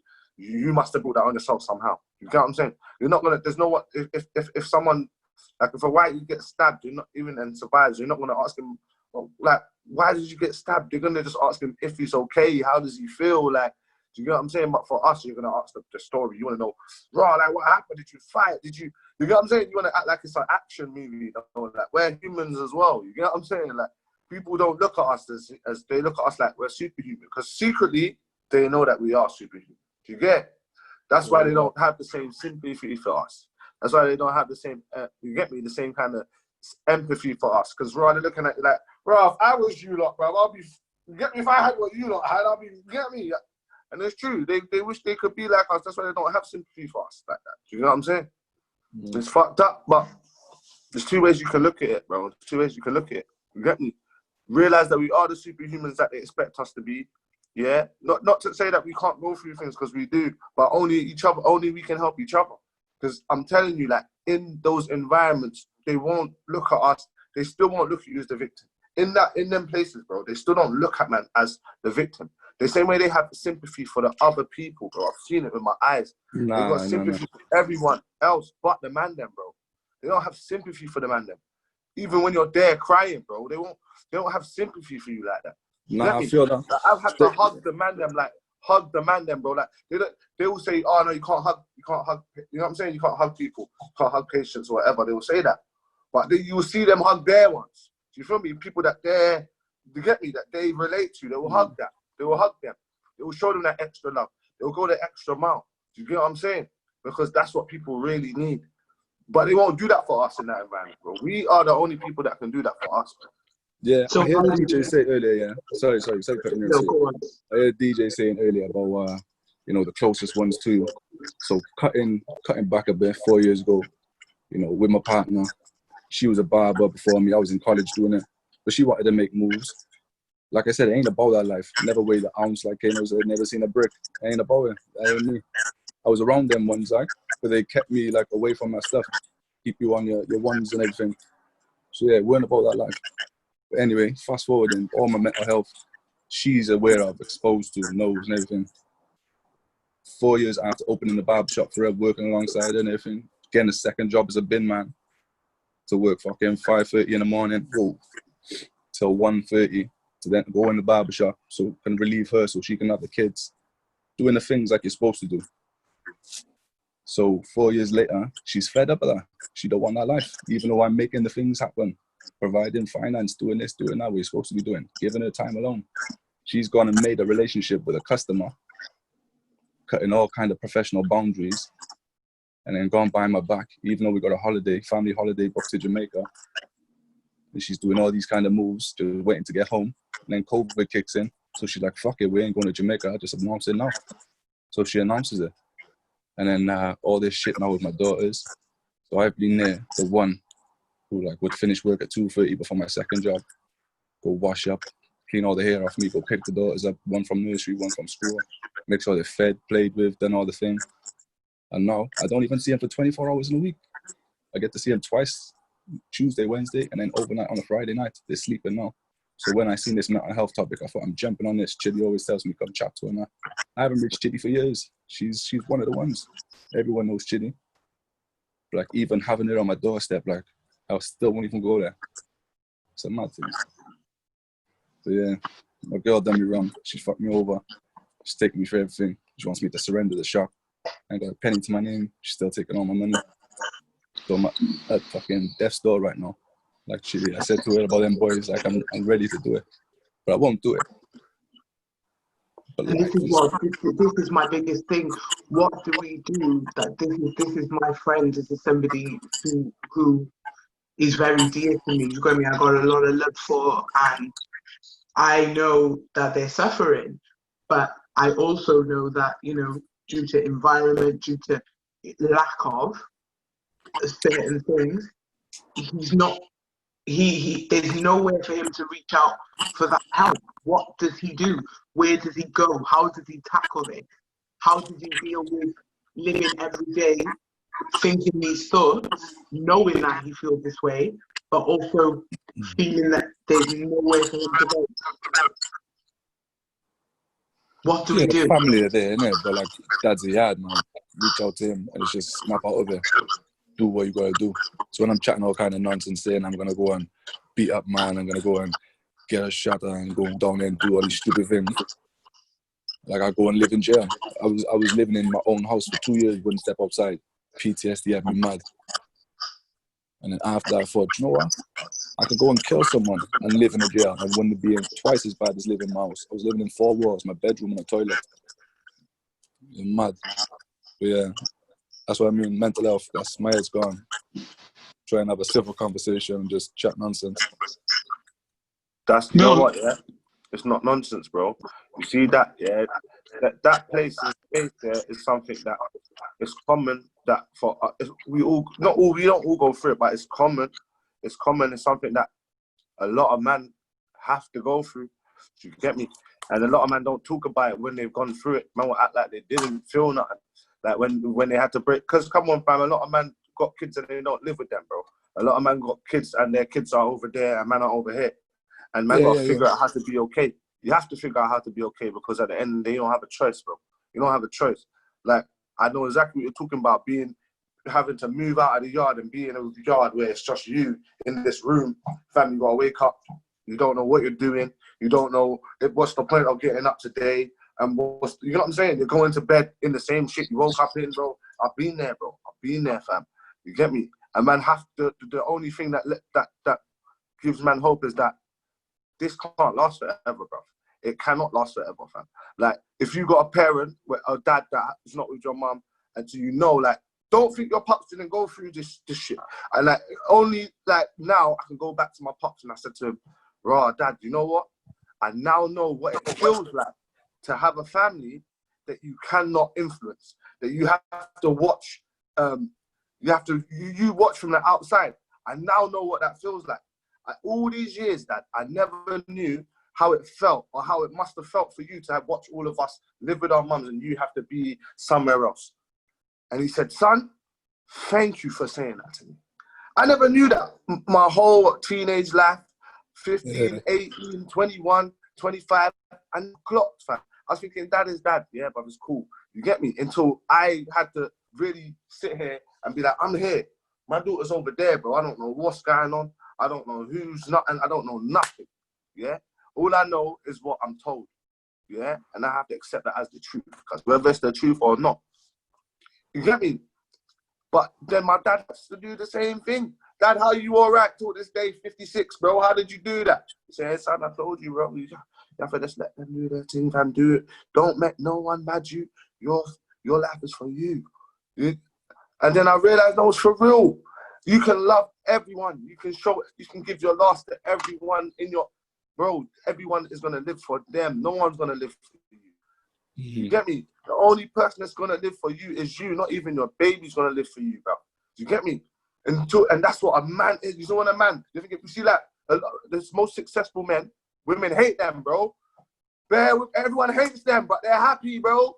Because they ain't living to please not one of you motherfuckers. They're not living to please their youth, their wife, their mum, their cousin, no one. They're living to please themselves. And they're happy, bro. Happy. Everyone can be as mad as they want, fam. Man have to be okay. And they don't know what it takes for us to be okay, fam. No one does. No one knows what it takes for us to be okay, fam. You get me? Sticky's okay, cause Sticky don't give a shit, cause Sticky's like, listen, I like peace and quiet. If you're talking too loud, I'm just gonna mute you. You get me? That's him. And he sticks to it. You know me? He's not gonna change himself to suit nobody. You see, if you start changing yourself to suit people, fam, yeah, it will hurt you, fam. And no one will care when you're mashed up and you're hurt. People will look at you like, oh, you're not even, oh, I can't use you no more later. Nah, you know that I'm some muscle dog. Bro, just be useful for you, bro. Be Nah, thank useful you, for man. yourself first. You get me? Make sure you're useful for you, fam. Do you get me? Because other people will drop you if you ain't useful, bro. Don't drop yourself, cuz. You get me? Be useful for you all the time, fam. All I gotta say is TruuuTalk. Come on, bro. Slap every time, bro, Thank man. you. Come on, man. Now, so, Love every single time. we run this message from DJ Empress. She says, "Love is the key, but trust is the lock." Love is the key, but trust is the lock. No, I just want to quickly say something, right? You said something at the beginning when you introduced yourself. You said you had an altercation at a nightclub. Yeah, so right, the altercation was basically run it back. So No, wait, hold on. We finished with the altercation. I'm not asking for the altercation, actually, to be honest with you. yeah. I was actually going to say, do you know what? The altercation you explained already, it was minor.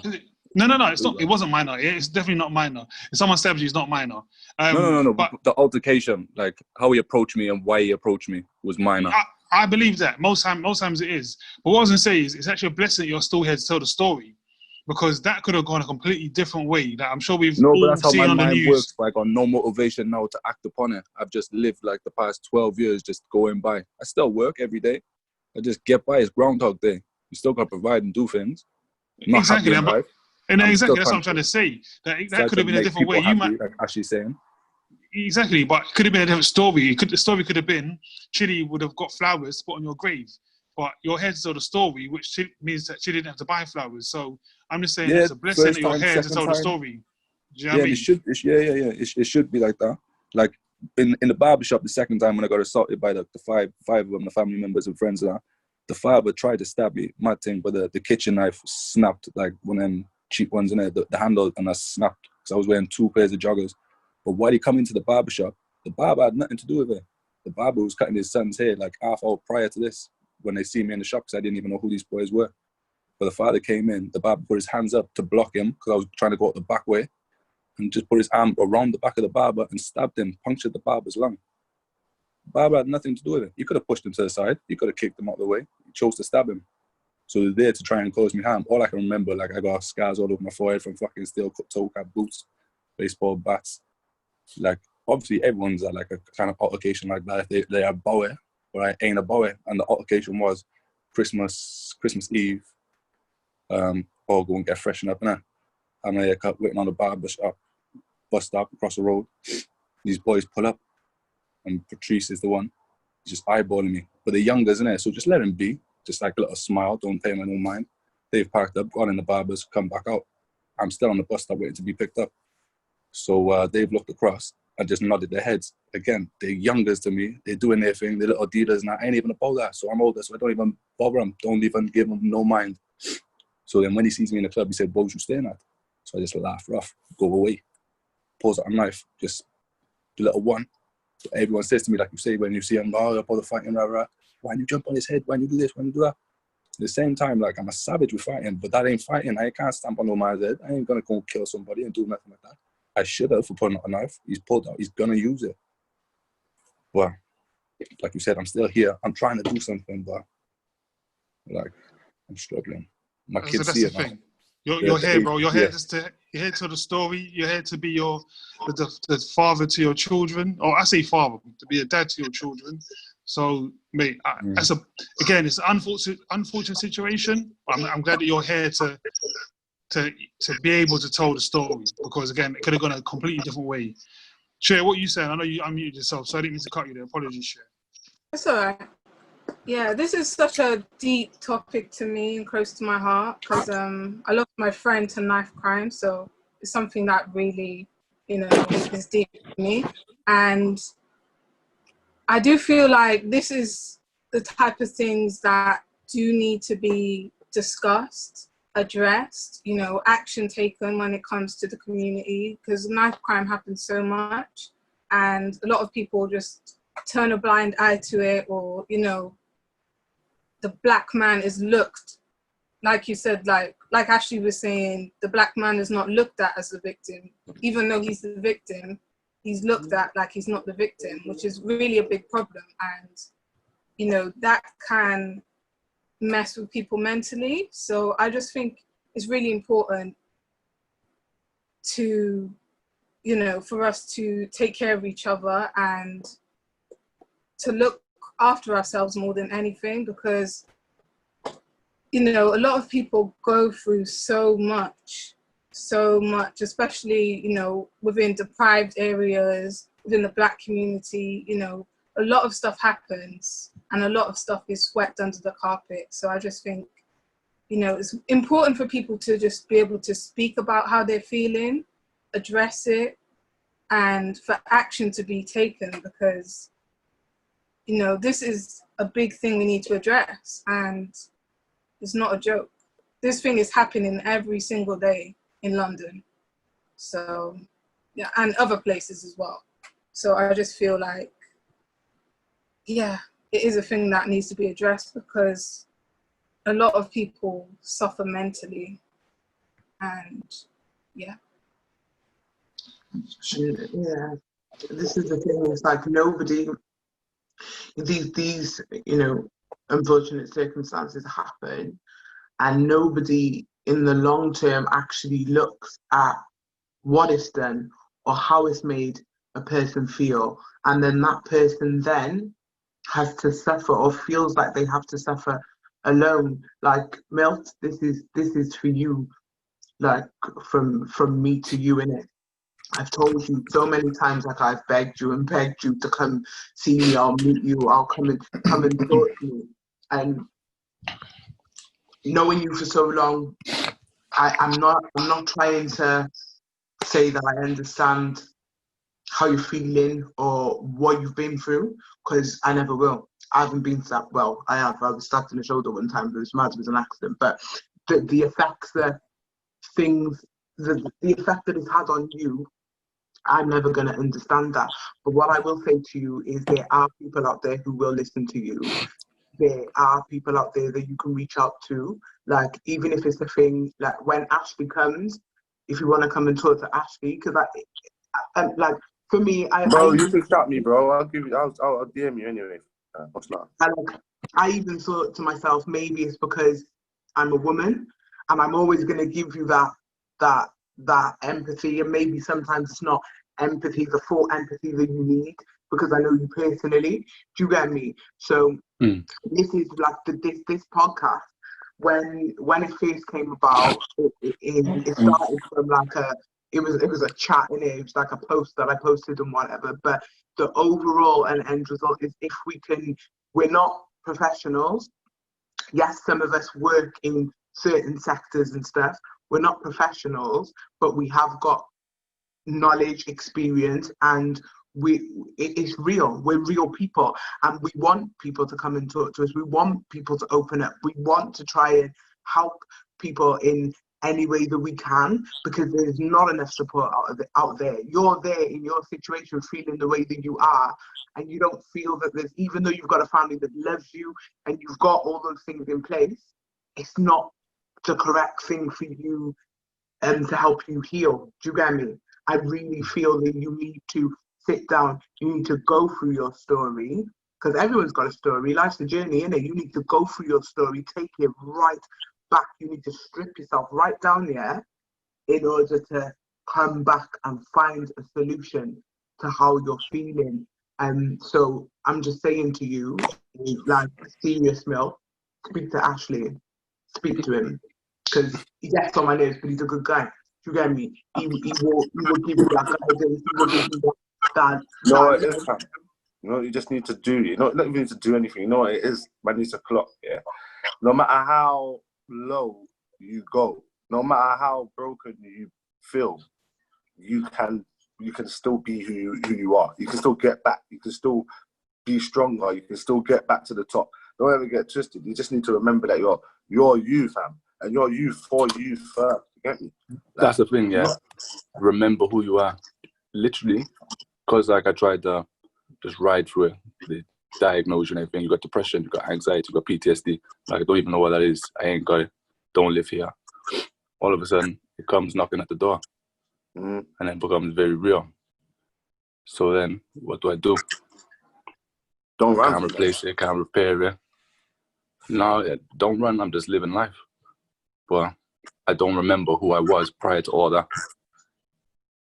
My head is so gone. I look at photos, like, he was happy there. What was he doing? You know, like, when you just, like, write diaries, what you've ate today, what you've done, gut health, this and the other. I've taken so many steps. I took a walk. I went and meditated. Can't remember what I done. Like, I remember what I done when I was, like, 3, 5, 6. But the period from then, before the event, I can't remember. Like, what was I happy for? What was making me happy in life? I was happy, but can't pinpoint it. Otherwise, I'll go back to them steps. Start at the beginning, but there's nothing. Don't worry, man. Don't worry. You know what? I'm glad that you came on today, bro. I'm glad that you spoke about it. Because, bro, trust me, man, there's so many of us that's been there, fam. There's so many of us that's been there. Some people are still on to transition back to themselves. But you don't have to do it alone. Do you get what I'm saying? And when you do it together, fam, we will, bro. I'm going to shout you anyway, fam. Do you get what I'm saying? Doing it alone is what makes it difficult, fam. Because when you think you're alone and you think that there's no one else that's gone through this, and there's no one else that, because you know, like sometimes you see a man and he seems like he's got everything perfect, bro. And you never know that he was there, he was here, bro. And he was only here maybe 2 years ago, 6 months ago. You get what I'm saying? You will never know that. You get what I'm saying? Because man don't talk about that. Man don't share that part of the journey of their story. I'm glad that you shared that. You get what I'm saying? That's me. I've come to a point in my life, I've got no humility. I just tell it how it is. I'm a living wreck. It shows on me day to day. I'm a nice guy. Day to day, it's just I keep it short, sweet, everything. I'm nice as pie anyway. But when I get home, it's all the loved ones, same as everyone. When you're around your loved ones, they get a backlash. Why? Because they'll take it. But certain people only take it for so long. But not that it's warranted, when you granted, don't anything. acknowledge it, you can't change it. See, once you acknowledge it, then you can Yeah, change it's been it. acknowledged for time. But that's what I mean. When there's no reciprocation, like I tried to go to therapy and stuff, I wouldn't take medication. That's not me. I should stop smoking because I wasn't me. But I do it now. Like I started doing it because I was training. I have one hit in the night and she'd make nice food. So I wouldn't be munching out on biscuits and all that kind of nonsense. I'd be eating good food, put on good weight. That was nice. I was 16 stone, heaviest I've ever been, looking good. And then all of a sudden, it's just like, you get stressed, I need to have a spliff. I get stressed, I need to have another one. And all of a sudden, I've lost my appetite. I've lost all kinds of everything. My brother said to me earlier, just cut it out. He's like, what have I got to live for then? We'll just go to work, come home and sit down. Fuck that. Let me run the message quickly. I'm going to go over to Milan in a second. So DJ Empress says, with professionals, you don't have to mix with them in everyday life. We need real people who can try have empathy, patience, and trust. Also says, being open in this group shows the strength you have to still be here and share it. So Milton, that was to you from DJ Empress. The reason I'm going to go to Milan, right? Milton, when you said I'm a nice guy, Milan gave the biggest smile to you. So I'm putting her on the spot now. Milan. Yeah. So she's one who's like covering her face. I have to go cockeyed with this thing. You have to go like to look at all exactly. Yeah. So Milan, what you say? Black guys don't cheat, innit? No, don't. Well, I'm glad that we can, with this, obviously very sensitive topic, I'm glad that everyone can still smile at this moment in time, all right? But Milton, Claire, you've got a fan, okay? So her name's Milan. I'm not sure on your screen where you can see her, but she's to my left, might be to your right. So yeah. Oh, by the way, also shares mine, okay? So your hands off, right? But you can have Milan. You take her. I'm celibate right now. Imagine you can have Milan. This is not a dating show. Guys, honestly, it's hot in here. Anyway, no, I was going to say, again, this is a close topic to my personal life as well. My son's dad was stabbed, I think he was, I want to say 18. Obviously now he's 28. Yeah, 28. So this happened 10 years ago. And it is still affecting him to this day. And,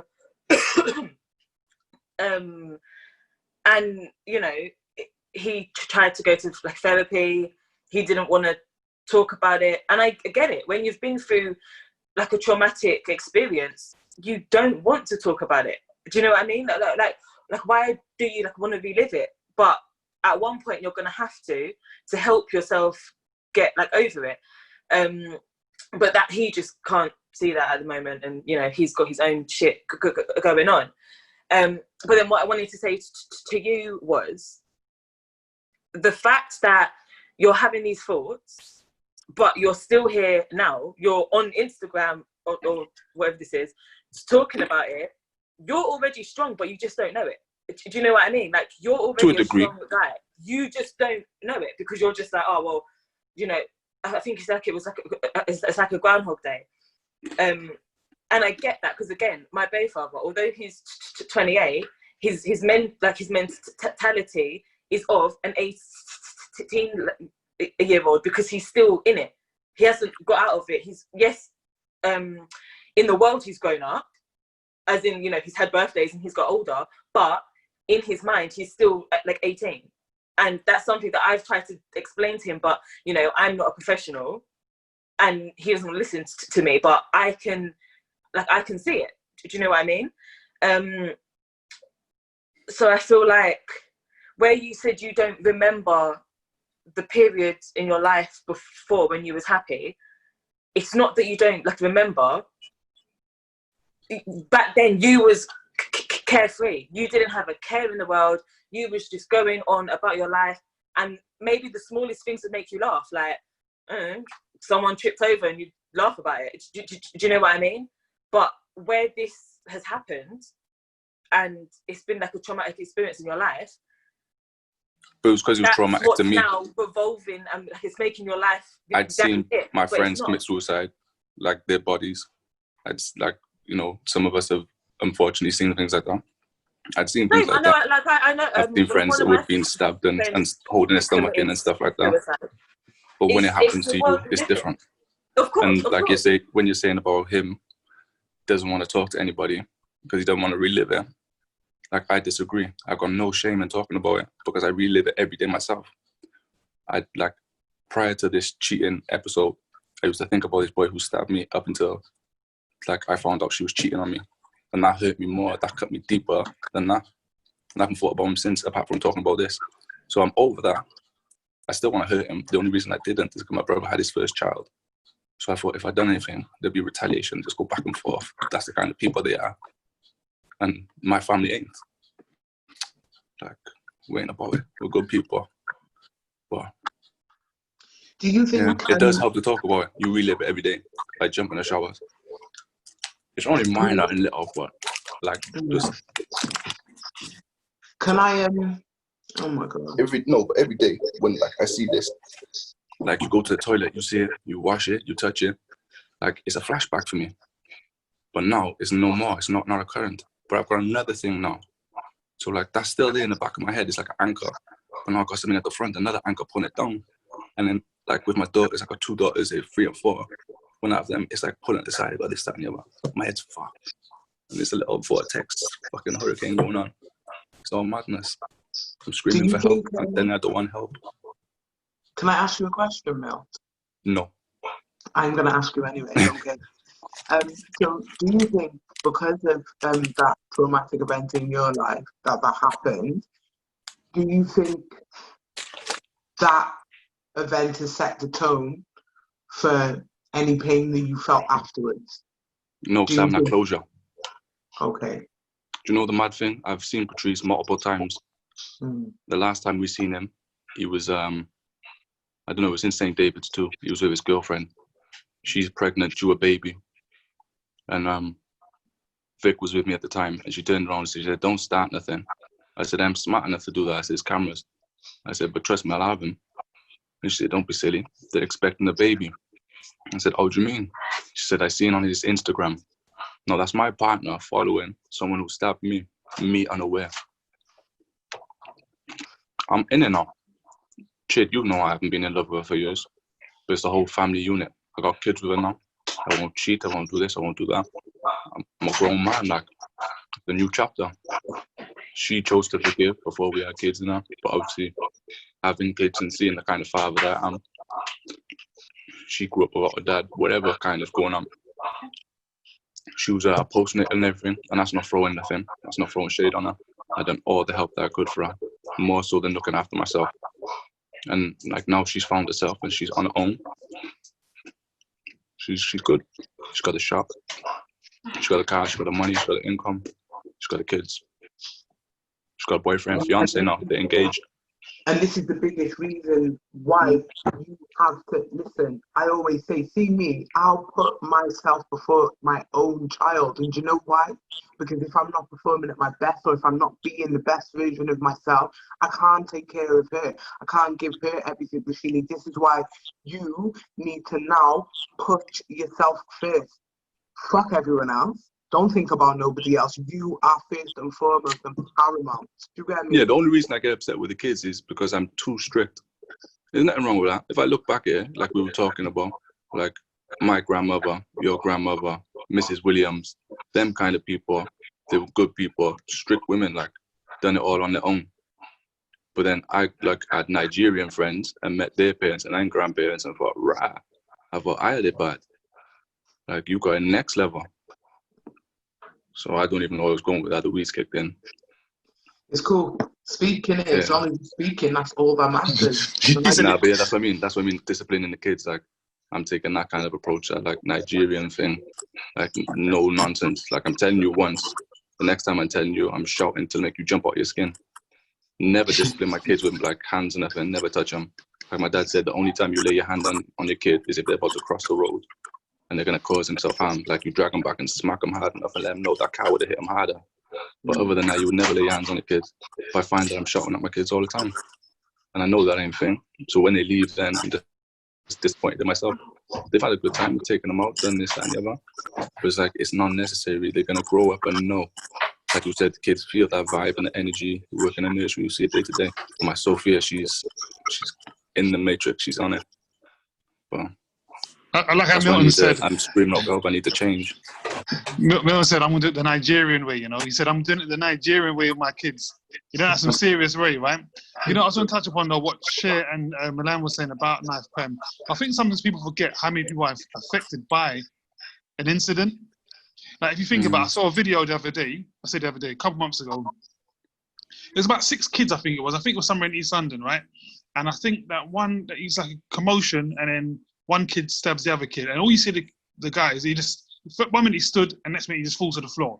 And I think he died as well. Now you think to yourself, it's not just that one kid who's stabbed who's affected. It's the 5 other people who are around there who've witnessed that, first of all, right? So it's the person that stabbed them that's affected too. Wait, exactly. So the person who's committed the crime, the person who's the victim of the crime, the people who've had to witness the crime, because again, someone else is in a car recording this, they're recording something. So they've got, they've witnessed that. People who are part of the group of people, they've witnessed that. The person who's died, they've got a whole family that are going to be affected by this as well, isn't it? It's not just like, so it could be one senseless idiot doing a senseless crime, but there's so many people that are affected by it. Imagine if someone in your family... How senseless this is, sorry. Yeah, I mean... But after I got stabbed, I got put in a riot van for an hour and a half because the ambulance wasn't available. It was some kind of night, so they had like metal detectors, they had police presence and everything. I asked the police to take me. Apparently, if you request police to take you, they're supposed to make you aware there's no suspension, the same as required in the ambulance. So if anything happened on the way, they wouldn't be liable, but they wouldn't take me. I lost feeling in my right leg and everything. But during this time, obviously, Patrice had gone home. He got let out of the nightclub, not even like given to these police who were all police presence there. The bouncers had let him go on free. I received a phone call in the back of this riot van from my cousin's brother. I won't even call him my cousin, Terrence Ahmed. And he's like, the boy who stabbed me is his little runner. So he phoned me and he said, he's deeply sorry, he's crying. They got money for you. I'm bleeding out in the back of a riot van. So there's loads of senseless acts. Definitely. DJ Empress says, the government said that black people commit more crime because their fathers are not in their lives. That's from the Evening Standard. So I'll say it again.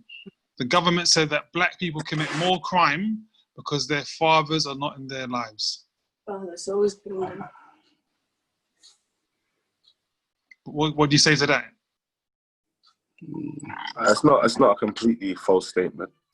Obviously, that's bullshit, but it's not a completely false statement. There is some type of truth to it, whether people admit it or not. Well, check this out, Ash. Right? Check this. If you think about it, right? If you have, so say my dad's black and my mum's white. Yeah. So people say I'm mixed race. Yeah. if I get stopped by police, what do you think they're gonna call me? How do you think they're gonna describe me? You're I black. see what? We're the same way. Let me just say something. I- Let me say something. There's no mixed race. How can humans procreate with any other race? Well, one race. Exactly. You're not learning nothing from Bob Marley yet. Everybody want to be a redskin now. No, I won't go that far. No, team dark skin. Okay, You need to get on that just so you cake, know, no chance. No, black of the berry, the sweet of the juice, bro. Black of the berry, sweet of the juice. But yeah, as I was saying, right. So if my mother's white and my dad's black, how do I get described? IC3, yeah, which is the code for black male. So let me get this straight. If I'm half black in this scenario and I'm half white, if I commit a crime, why is it that in this incident it's a black person's committed the crime? So if you're going to say that it's all black people doing it, well, that's not really accurate then, because I'm just as much black as I am white. But yeah, if I commit a crime, I'm described I as never what? got called a white bastard, a white cunt, a white anything. Anything, ever. Never, ever.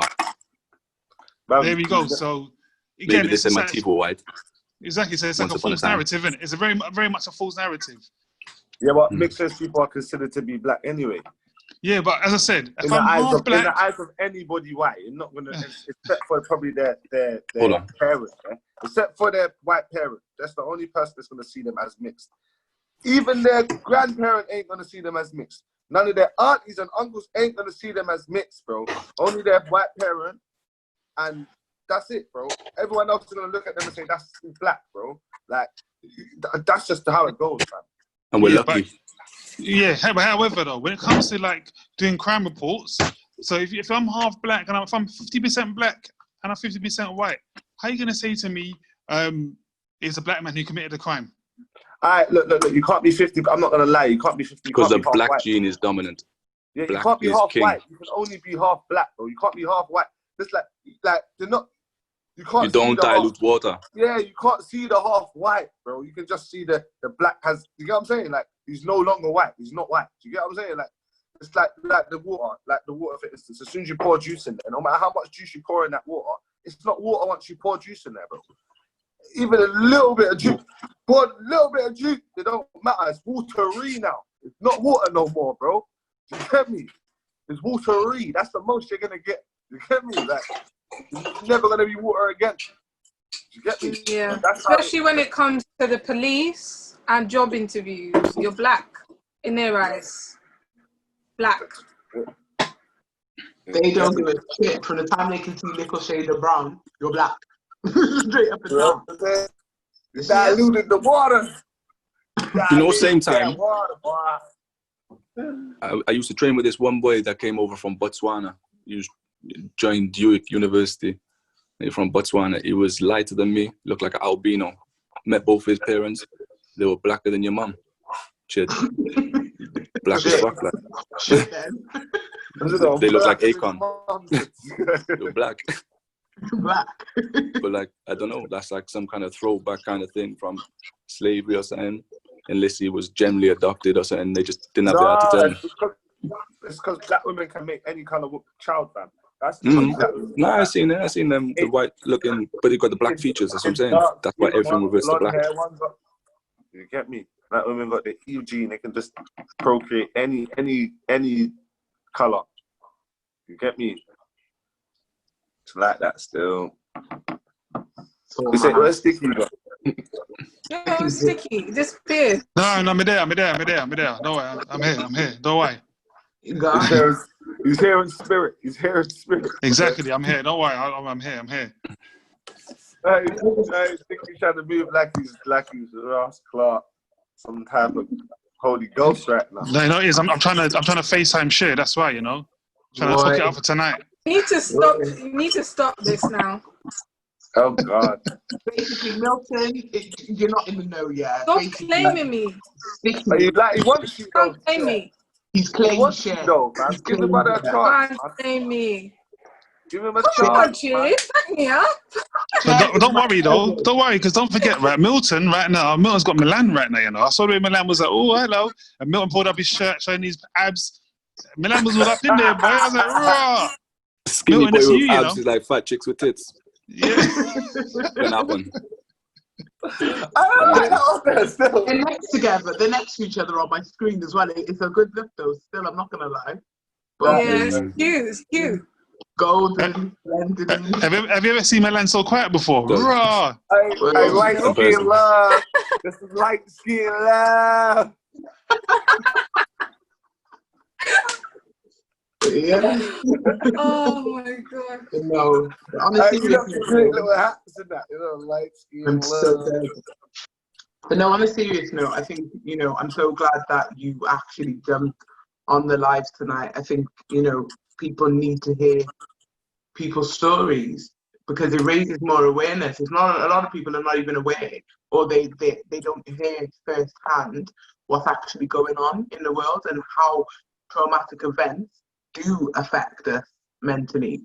And it does play a big part in our mental health journey. So I just want to shout you out for that, Millie. Thank you very much, my brother. We appreciate your presence, man. Thank you for Very sharing. much, I'm man. fucking Thank you for answering welcoming me. messages Thank you. when I Thank you. message you. Yeah, answer my messages, and when I tell you to come and see me, come and see me, Milton. Don't try and hide. I will find you. I'm gonna bring the crew with me. We're all gonna come. We're gonna be banging at you, going, yo, open this up. Immigration? Imi who? He doesn't live here. Go away. Oh, it's mad love, man. It's mad love. Thanks, guys. That's okay. Love always. But you're always welcome, bro. Don't ever. You're always welcome, man. You got the Zoom code now. Yeah. Good evening, everyone. Welcome to the TruuuTalk podcast. This is episode 16. And tonight, we were talking about fashion, how mental health issues in a parent can impact their children, and comfortability levels in relationship and friendship. Now, as always, we are joined by the TruuuTalk First Lady, Miss Chitty Bang Bang. A man who needs no introduction, Mr. TruuuTalk himself, Mr. Ashley. Our very own banter queen, Miss Milan. Our favourite lady from the small island, Miss Cher. And of course, myself, DJ Sticky Fingers. So as I said, we're talking about fashion, mental health issues in a parent, and comfortability levels in relationships and friendships.